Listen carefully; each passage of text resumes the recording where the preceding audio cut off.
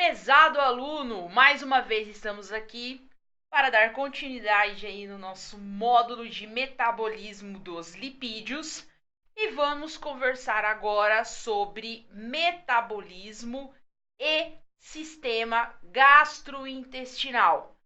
Aliás, já começo te fazendo uma provocação, tá? Não tem como, nós conversarmos sobre metabolismo sem ter o conhecimento do sistema gastrointestinal, tá certo?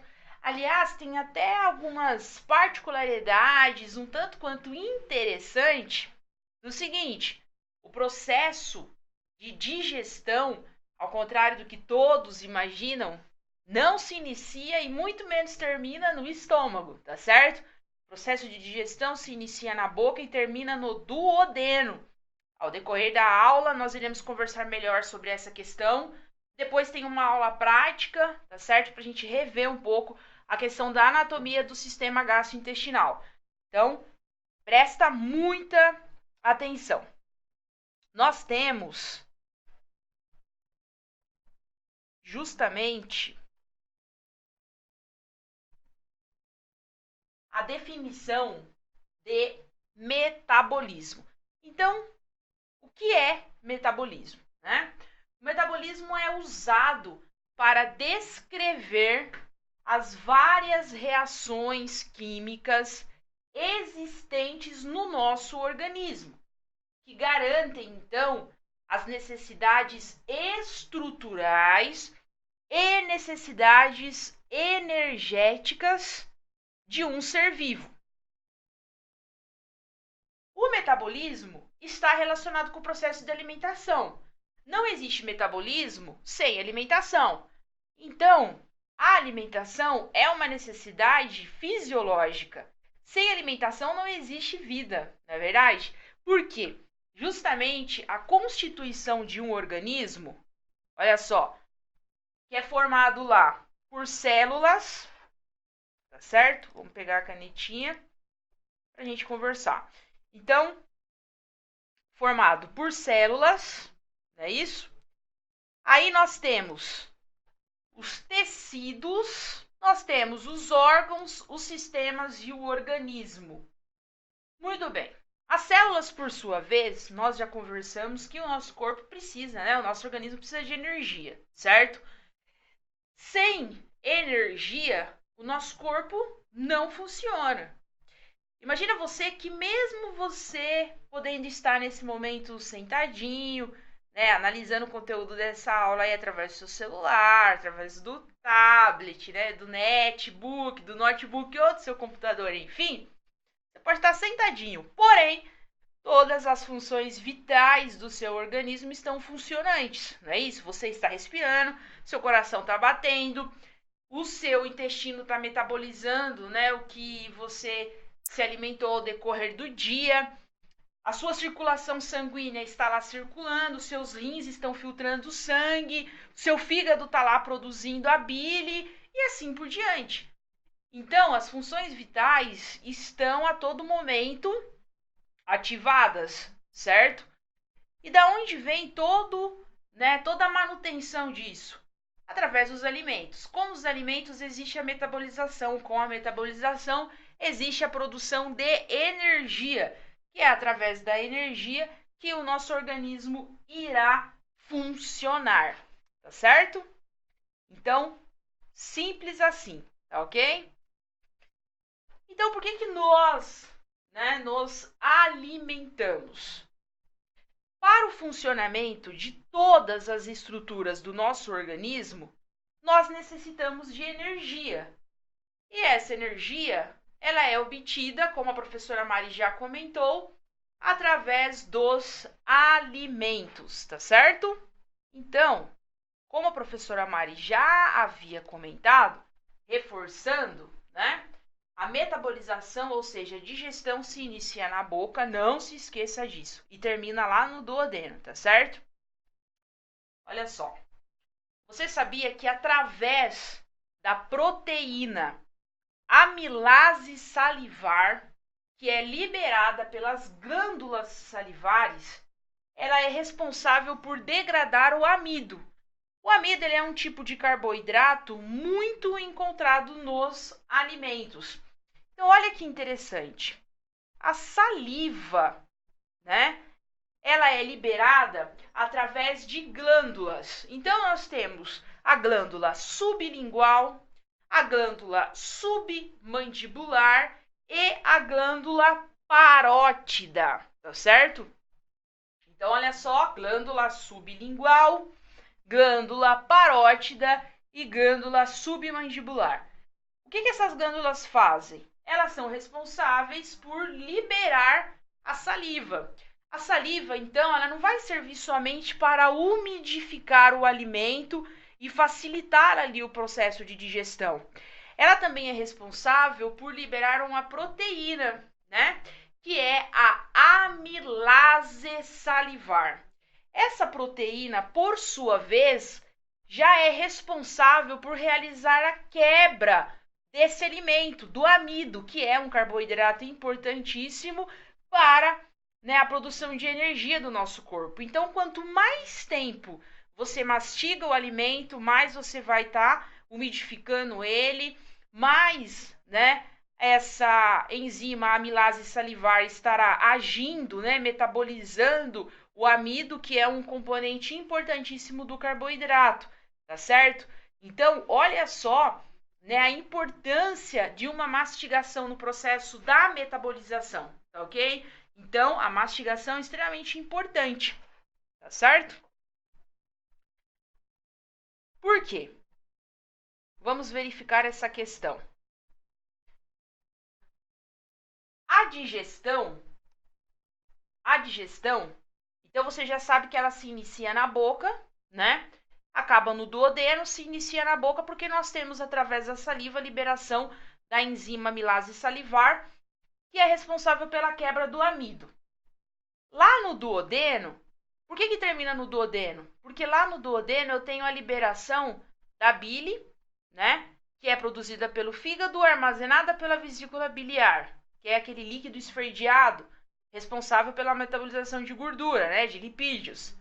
E eu tenho o suco pancreático, que é liberado lá do pâncreas, que também vai auxiliar na metabolização de algumas substâncias, lá no duodeno. E o que acontece? No nosso organismo, pensando nesse contexto de metabolização, nós temos dois tipos de digestão, tá certo? O que nós chamamos de digestão mecânica e de digestão química. Olha que interessante. Então, a digestão mecânica, né? Ela é realizada através da língua, dos dentes e dos movimentos peristálticos.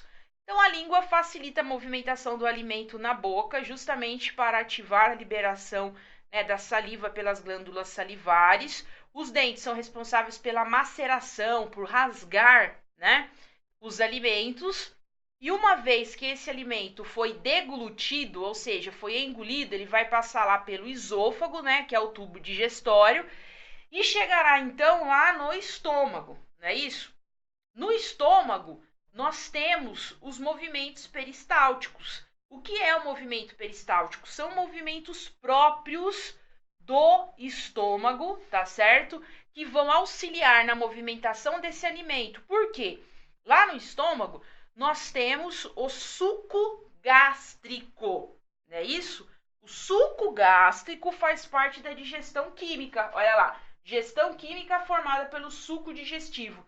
Então, o suco gástrico, ele possui uma grande concentração de ácido clorídrico, porque o ácido clorídrico vai auxiliar justamente na metabolização desses alimentos, tá certo? Então, o suco gástrico, né, ele é produzido pelas células que nós temos na região lá do fundo do estômago, tá ok? E ele é importantíssimo no processo da digestão.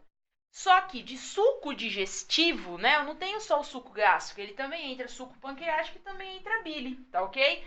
Então, digestão mecânica, eu tenho língua, dente, movimentos peristálticos, e digestão química, eu tenho suco gástrico, bile e suco pancreático, tá ok?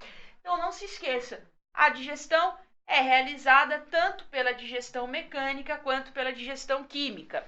E detalhe, nós não temos, né, os movimentos peristálticos somente no estômago, temos também movimentos, né, no intestino, que são os movimentos de propulsão, que são responsáveis, né, por empurrar, né, esse alimento, dando continuidade tanto no intestino delgado quanto no intestino grosso, tá certo? Lembrando que o alimento, uma vez que está no estômago e foi metabolizado, ele é denominado de quimo, tá certo? Então, quimo é quando o alimento entrou em contato com o suco digestivo, que daí ele vai formar aquela papa, né? Ele fica pastoso, tá certo? Ficou claro? Muito bem. Então, vamos lá. Agora, quando você for se alimentar, você vai se alimentar até com uma maior concentração, pensando em todas essas etapas do processo de digestão, tá certo? Muito bem. Aí nós temos uma situação, né, que envolve o metabolismo, que o metabolismo ele pode ser, né, classificado em dois processos metabólicos, que é o anabolismo e o catabolismo, tá certo? Você com certeza já deve ter ouvido falar em anabolismo e catabolismo. De uma forma bem resumida, o anabolismo refere-se ao processo que constrói as moléculas complexas a partir de moléculas simples. Então, olha só, o anabolismo refere-se ao processo que constrói moléculas complexas a partir de moléculas simples. E ele consome energia para isso, tá certo? Já, olha lá, o catabolismo, ele é o conjunto de reações envolvidas na degradação ou na quebra de moléculas complexas em moléculas menores. Esse processo geralmente fornece energia para o organismo, tá certo? Então, catabolismo já é o contrário, né? O catabolismo, ele fornece energia para o organismo, porém, existe, né, nessa reação envolvida a quebra de moléculas. Então, o catabolismo, ele faz o quê? Ele quebra moléculas, tá certo? Uma vez que ele quebrou moléculas, ele forneceu energia para o organismo. O anabolismo, ele constrói moléculas. Se ele construiu moléculas, ele consome energia para isso, tá certo? Então, o anabolismo constrói moléculas e gasta energia.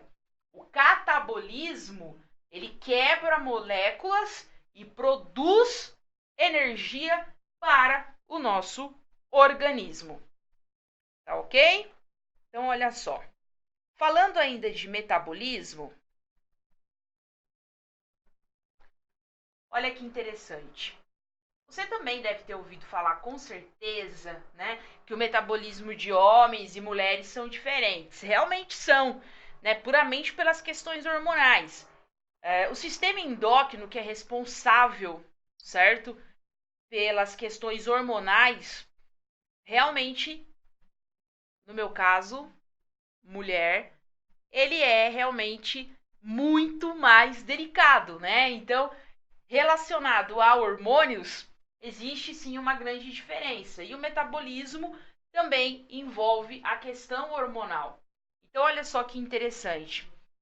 Existe, então, né,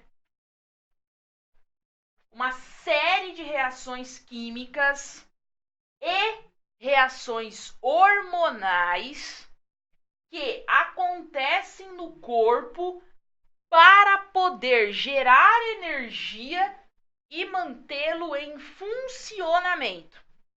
Então vamos lá? Olha que interessante. No homem, nós temos uma concentração de gordura, né? Concentração de lipídios, justamente na região abdominal. Nas mulheres, nós temos região abdominal no peito, né? Nas mamas. e região do quadril e coxa, tá certo? Muito bem. Após os 30 anos, olha só, deixa eu pegar uma canetinha aqui, certo?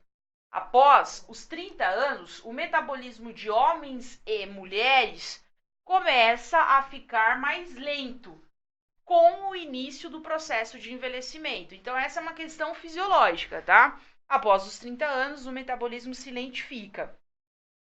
Já após os 40 anos, homens e mulheres perdem cerca de 2% da massa magra. Isso por década, tá ok?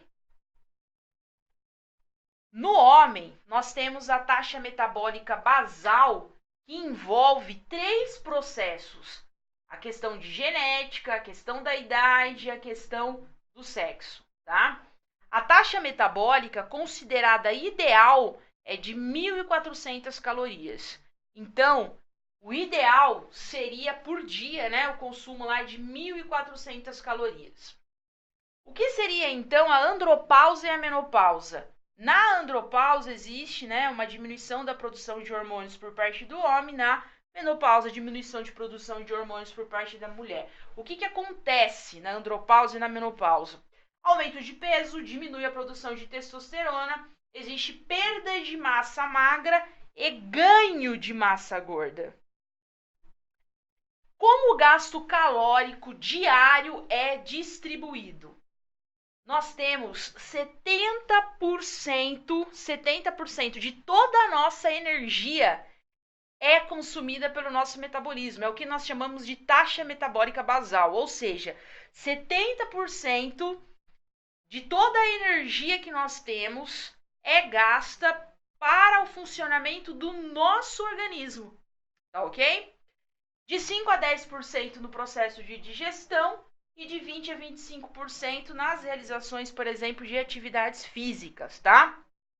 Aí nós temos aí até algumas dicas. Faça exercícios de musculação para aumentar a massa magra. Coma de 3 em 3 horas para manter o gasto calórico com a digestão. Porque olha que interessante esse conceito, prezado aluno. A digestão, o processo da metabolização, ela gasta muita energia. Não é à toa que logo após, né, nós nos alimentarmos, muitas vezes bate aquele soninho, né? Por quê? Aquela preguiça boa. Muito bem. Justamente porque o nosso corpo acaba fisiologicamente falando, né, diminuindo as funções de alguns sistemas e concentrando toda a sua atenção no processo de digestão. Porque ele sabe que ele precisa, né, de uma digestão, de uma metabolização, tá certo? Desses alimentos, para ele poder ganhar energia e continuar funcionando, tá ok? Então tá aí, tá explicado, tá justificado por que você sente tanto aquela leseira logo após se alimentar. Porque nós gastamos sim, né, de 5 a 10% de energia para a metabolização dos alimentos, para a digestão, tá certo? E, por fim, conheça as calorias dos alimentos, né, para poder fazer a melhor escolha. Muito bem. Com isso, nós temos os lipídios. Vou deixar aqui de ladinho. O que vem a ser, então, prezado aluno, os lipídios, né? Nós já conversamos sobre ele nas outras aulas. Vamos reforçar esse conceito. Então, os lipídios, eles são moléculas orgânicas importantes para os seres vivos e que funcionam como uma reserva energética, como isolante térmico, impermeabilizante, entre outras funções. Tá certo? Os lipídios, olha só o conceito aqui, dando continuidade no conceito. Presta atenção que isso é muito importante, hein? Os lipídios, eles são classificados em lipídios simples, lipídios compostos e lipídios derivados, tá certo? Então, lipídios simples, compostos e derivados. Muito bem. Então, o que seriam os lipídios simples, né? Os lipídios simples, eles são ácidos graxos e o álcool, né? Ou seja, óleos, gorduras e cera, tá? Já os lipídios compostos, ele contém um outro grupo na molécula. Por exemplo, os fosfolipídios ou sulfolipídios e até mesmo ceras. Já os lipídios derivados, eles são obtidos por hidrólise, ou seja, pela quebra de lipídios simples e compostos, tá? Então não esqueça, os lipídios são classificados em simples, compostos e derivados, tá certo? Aí olha só, nós temos a metabolização dos lipídios. Olha que interessante. A metabolização dos lipídios, ela ocorre no fígado, tá certo? Por quê? Os lipídios, eles são provenientes de duas fontes, né? Na verdade, o início, né, da metabolização acontece no fígado. Então, os lipídios são provenientes de duas fontes: dos alimentos que são ingeridos e da reserva orgânica, que é o tecido adiposo, ou seja, aquela gordurinha acumulada, é a reserva orgânica, tá certo? Então, nós temos esse seguinte cenário na metabolização de lipídios. Então, nós temos o consumo de gordura, né? Então, olha que interessante. Nós temos o consumo de gordura. Então, aqui eu tenho uma partícula grande de gordura. Tudo bem. Por fim, eu tenho a emulsificação da gordura. Terceira etapa, eu tenho a quebra da gordura em ácidos graxos pela lipase. Depois eu tenho a formação de micelas e posteriormente eu tenho a absorção dessa gordura pelo organismo, tá? Então, quando a gente pensa em metabolização, quando a gente pensa em quebra de gordura, é exatamente isso o que acontece. Lembra que nós conversamos lá na aula prática, que eu até dei o exemplo, né, do óleo do detergente, que o detergente ele quebra, né, essa cadeia de gordura, facilitando então, né, a absorção. Exatamente isso, por exemplo, que a bile faz, né, com as gorduras, tá certo? Então, aqui está. Muito bem. Aí, prezado aluno, nós temos os triagliceróis, tá certo? Triagliceróis. O que são triagliceróis? Eles são lipídios, porém, eles são lipídios mais abundantes na dieta, né? E eles constituem a forma de armazenamento de todo o excesso de nutrientes. Quer que esse excesso seja ingerido sob forma de carboidratos, proteínas ou até mesmo dos próprios lipídios. Então, os trigliceróis, eles representam, portanto, né, a principal reserva energética do nosso organismo. Olha só que interessante. Representam, portanto, a principal reserva energética do nosso organismo. Em média, 20% do peso corpóreo, né, são armazenados, então, nas células adiposas. Então, 20% do peso corpóreo são armazenados nas células adiposas. E o que vem a ser, então, só para reforçar aí o tecido adiposo, né? Tecido adiposo, abundante na camada subcutânea e na cavidade abdominal, ele pode suprir a necessidade energética por alguns meses e funciona também como isolante térmico, tá certo? Isso nós já havíamos conversado nas outras aulas, tá ok? Dando continuidade aí no metabolismo dos lipídios, a digestão dos lipídios se inicia lá no intestino delgado. Lembra que nós conversamos? Muito bem, intestino delgado ele é dividido então em 3 segmentos: duodeno, jejuno e ilho. O primeiro segmento do intestino delgado é o duodeno. O duodeno é responsável por receber a bile e o suco pancreático. Então, lá no intestino delgado, existe a atuação dos sais biliares, né? Esses sais biliares, eles vão emulsificar as gorduras, formando então as micelas, né, as partículas, para facilitar a ação das enzimas. E como que acontece então, né, esse processo de emulsificação de gorduras?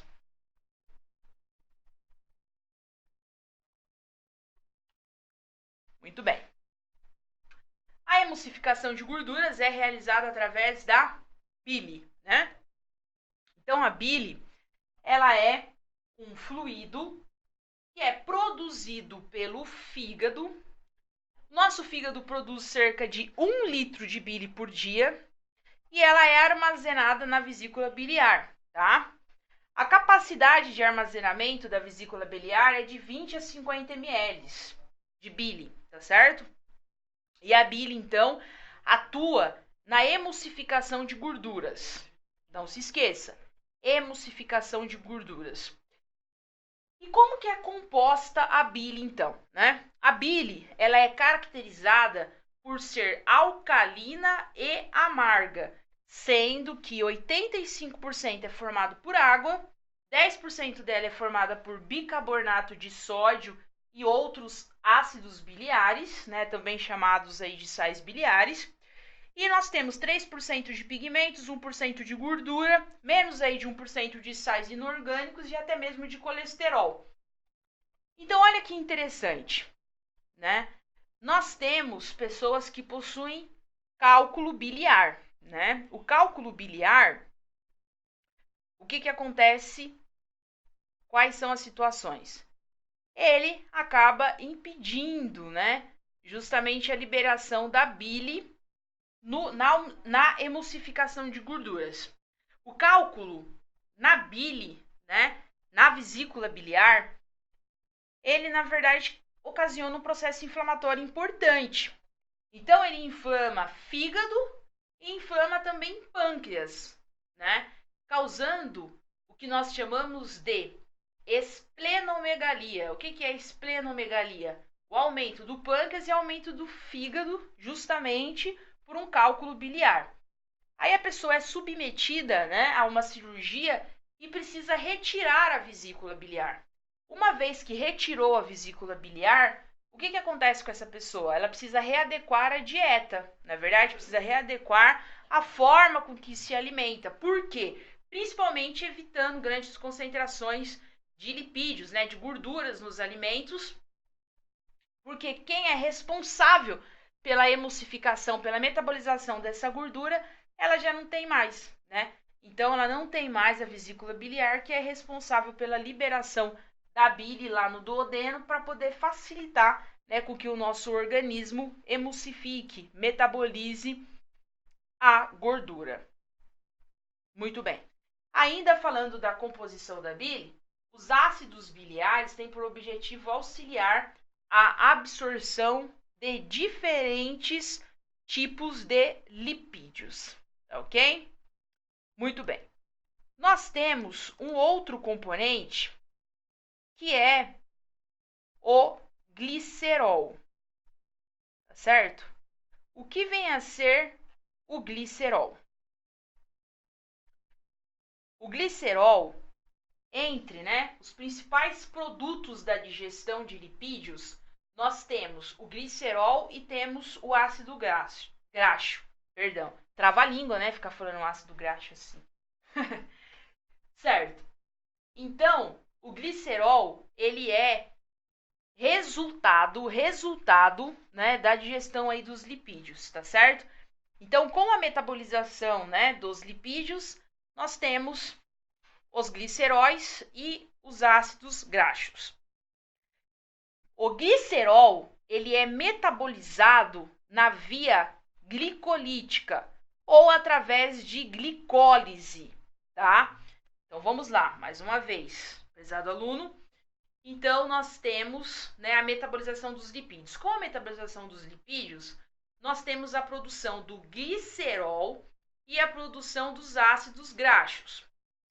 O glicerol, por sua vez, é metabolizado através da glicólise ou da via glicolítica. Glicolítica vem de glicólise, que vem de glicerol. É a mesma coisa, tá certo? Então, o glicerol, ele é produzido através da metabolização dos lipídios. Muito bem. E, por sua vez, ele precisa também ser metabolizado. Como ele é metabolizado através da glicólise? O que vem a ser a glicólise? Sendo que nós já aprendemos que o metabolismo dos lipídios acontece através da bile lá no duodeno, não é isso? E a glicólise? Né? Como que acontece o metabolismo da glicólise? Então, a glicólise, ela é uma das etapas da respiração celular, na qual ocorre a quebra da glicose em partes menores e, consequentemente, ela libera energia. Então, a glicose, ela é, na verdade, uma das etapas do processo de respiração celular. Com esse segmento, nós temos a quebra da glicose, fazendo aí a liberação de energia. Olha que interessante, essa etapa metabólica acontece no citoplasma da célula, enquanto as seguintes ocorrem dentro da mitocôndria, tá certo? Então, a mitocôndria, lembra lá o que é mitocôndria? Lembra que a professora Mari comentou que nós temos a célula, né? E dentro da célula nós temos as organelas. O que são organelas? As organelas vêm de órgãos, né? Então, dentro da célula, que é impossível ser vista a olho nu, né? Nós temos diversos órgãos, diversas estruturas, e cada uma possui a sua função específica no nosso organismo, tá ok? Então, a glicólise é uma etapa metabólica que acontece no citoplasma da célula e as etapas seguintes acontecem dentro da mitocôndria. Então, a glicólise ela é um processo bioquímico em que a molécula de glicose, que é proveniente da alimentação, ela é quebrada em duas moléculas menores, liberando energia. Essa etapa é a primeira etapa do processo de respiração celular, tá certo? Muito bem. Então, falamos como acontece o metabolismo da glicólise. Agora vamos entender o metabolismo dos ácidos graxos. Os ácidos graxos, eles são provenientes do excesso de carboidratos e aminoácidos, tá certo? Como que acontece o seu metabolismo? O metabolismo são realizados no citossol. Aguenta essa informação. Então, o ácido graxo, ele é também uma importante reserva energética para o organismo, né?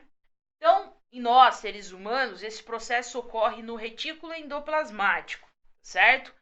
E toda a síntese, a quebra dele, acontece no citossol. O citossol, o que é o citossol, né? Ele é um material gelatinoso que contém uma consistência mais fluida ou mais viscosa, que é rica em água, proteínas, eletrólitos, glicose, né? E ela pode ser composto também de lipídios e substâncias que contêm organelas celulares. Então, olha que interessante. Aqui nós temos a imagem de uma célula com algumas organelas. Entre elas, nós temos aqui o citossol, tá certo? Então, o ácido graxo, a metabolização dele acontece no interior da célula, aqui no citossol, tá certo? Interessante, né? Então, nossa, professor, então tudo acontece intracelular? Sim, tudo acontece intracelular. A metabolização, né, que nós temos tanto, né, da glicólise quanto do ácido graxo acontecem intracelular.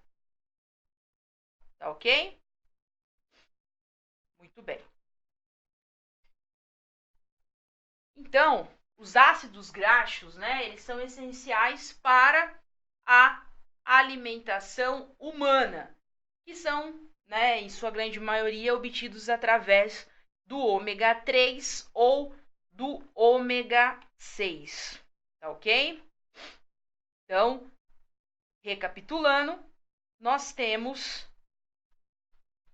a metabolização dos lipídios. Uma vez que os lipídios foram metabolizados, nós temos a presença do glicerol e a presença dos ácidos graxos. Os lipídios são metabolizados pela bile. O glicerol é metabolizado pela glicólise, né, que é uma das etapas do processo de respiração celular, acontece intracelular, e uma vez que existe a quebra de glicose, nós temos a presença de energia no nosso corpo. Os ácidos graxos são metabolizados no citossol, tá certo?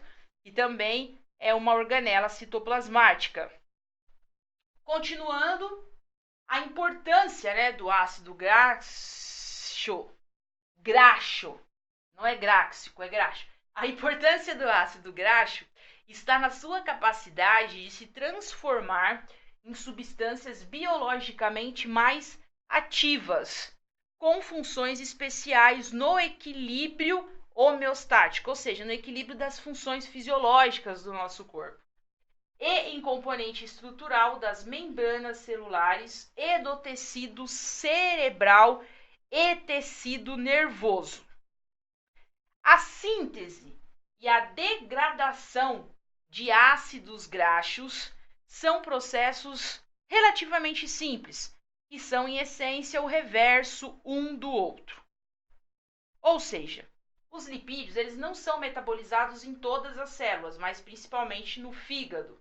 No fígado, os ácidos graxos e o glicerol são metabolizados, sendo que o glicerol entra na via glicolítica através da glicólise, enquanto que os ácidos graxos são convertidos através do citossol, tá certo? Então,